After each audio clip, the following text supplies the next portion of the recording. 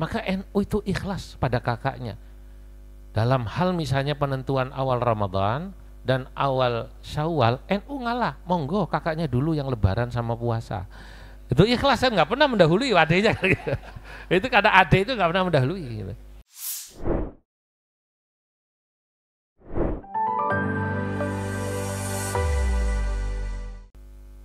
Kita ini NU dan Muhammadiyah saudara.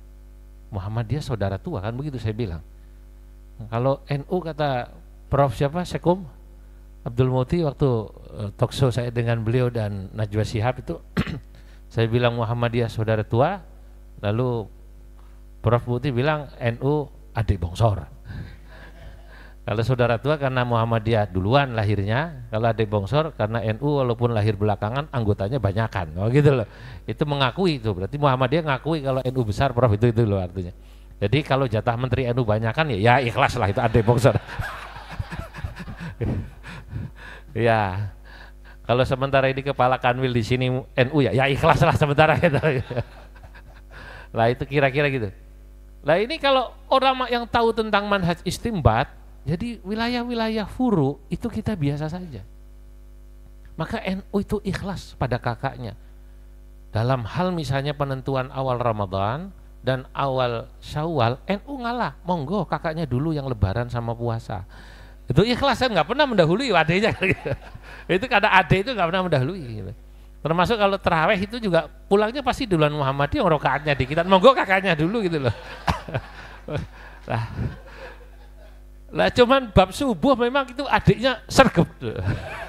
Makanya adzannya duluan, beda 8 menit. Lah, yang semacam ini nih ya memang kita harus pahami semua. Ya, secara detail nanti kita bahas.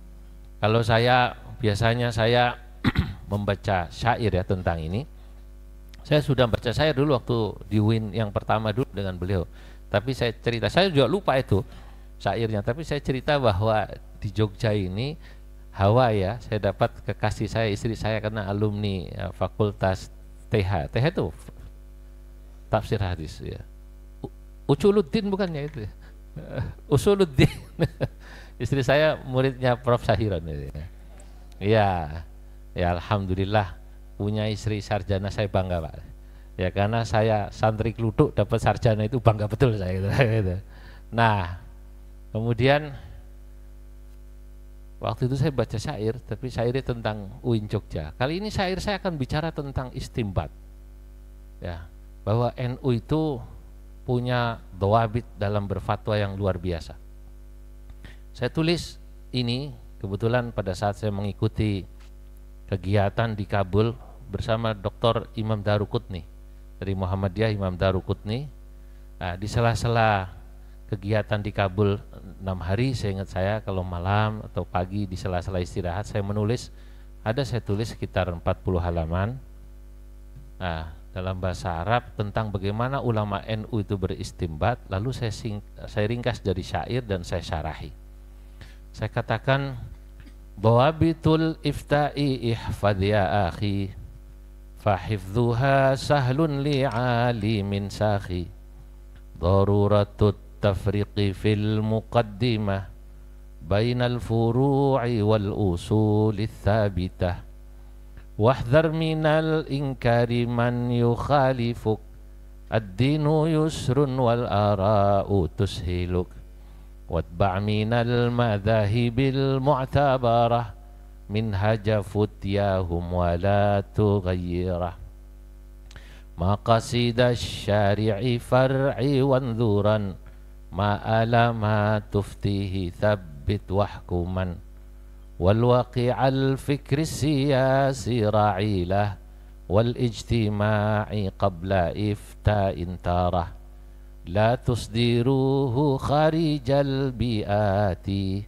madaruhu bil urfi wal adati tadayyunun nufusi dhu tafawutin aqdaruhu la budda min tafriqatin.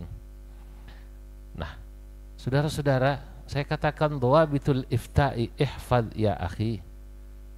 Dhawabit berfatwa di kalangan ulama NU, coba Anda hafalkan ini. Fahifdhuha sahlun, menghafalkannya insya Allah mudah. li'alimin sakhi, bagi orang alim yang dermawan. Pertama, daruratut tafriqi fil muqaddimah. Anda harus bisa membedakan, yang pertama-tama fil muqaddimah bainal furu'i wal usulith thabitah.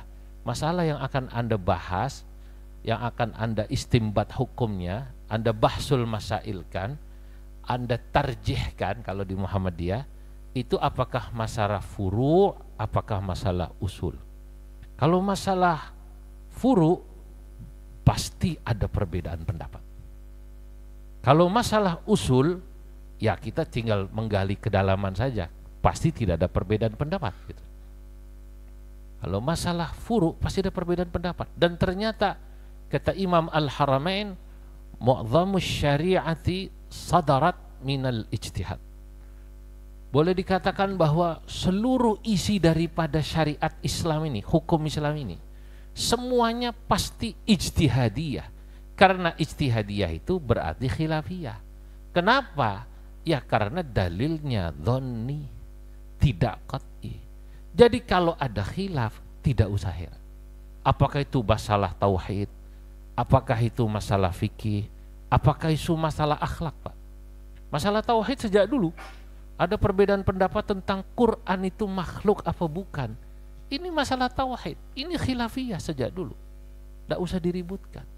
Tentang sifat Allah, antara Asy'ari Maturidi saja rinciannya berbeda. Ada 13, ada ini, ada belakangan asma dan apa namanya? Sifat, rububiyah, uluhiyah. Sudahlah, tidak perlu diributkan. Coba dicek. Pasti nanti ujung-ujungnya wal khulfu lafdziyun. Perbedaan itu adalah lafzi saja. Karena ujung-ujungnya semua ingin tanzihullahu amma la yaliqu bihi. Pasti tujuannya bagaimana Allah itu tidak boleh memiliki sesuatu yang tidak pantas baginya. Cuman caranya berbeda, Pak. Nah makanya di NU nih Pak, saya mau cerita, tapi rahasia, jangan ngomong-ngomong. Ya, bagaimana waktu nyusun pengurus dulu, ada kiai seperti Gus Ulil, ya senior saya, kakak putranya guru saya Gus Ulil itu. Nah, kemudian apa namanya, kalau kiai-kiai yang lain kayak Muksid Ghazali kan gitu, yang dulu kan ya terkenalnya agak apa namanya, ya agak-agak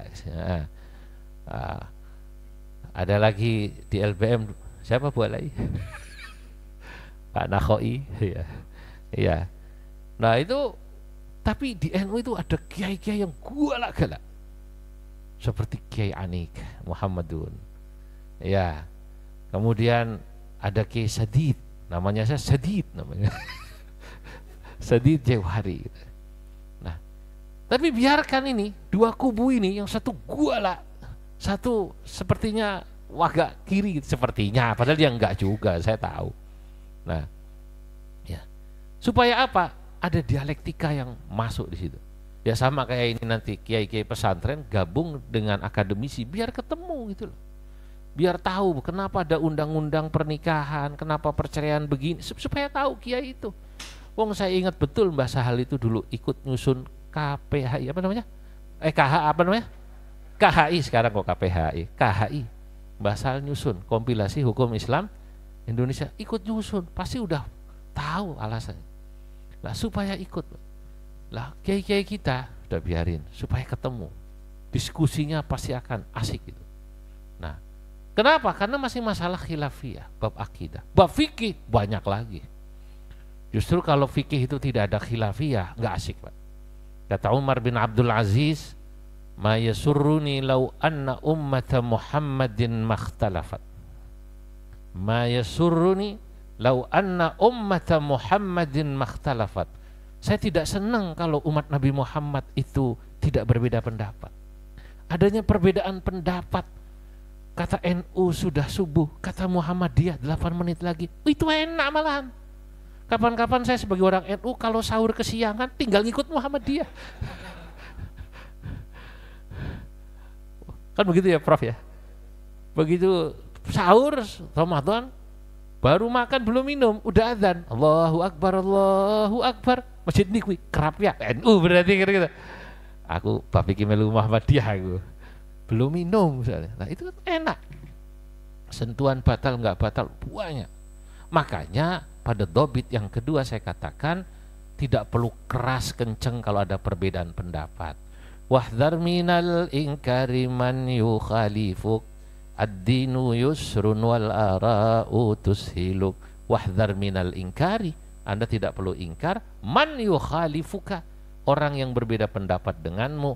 Ad-dinu yusrun, karena agama itu mudah, wal ara'u, dan banyaknya perbedaan pendapat, tushiluk, akan membuat Anda jadi enak. Beda pendapat itu biasa. Bab fikih itu isinya perbedaan pendapat semua. Nah orang kalau sudah biasa fikih itu wah enak. Ya Gus Fahrul ya. Tanya belum, bab nikah itu apakah wali itu saksi ku wajib apa enggak? Oh, kata takut apa kata Gus Fahrul? Pakai mazhab Hanafi mau Maliki. Ya. Apa talfek? Wah, ini jago basul masail lagi. Sampai untung kenal Gus Fahrul. Tadi saya curiga soalnya itu. Kok Pak Rektor ini makin kok minta namanya Gus Fahrul gitu. Jangan-jangan mau minta fatwa aja itu. Dia sing ringan-ringan itu lah. Wah, udah susah. Katanya Prof lebih baik minta maaf daripada minta izin. Itu udah kaidah pertama. Jadi apalagi masalah akhlak, masalah tasawuf, itu perbedaan pendapat luar biasa. Nah, dulu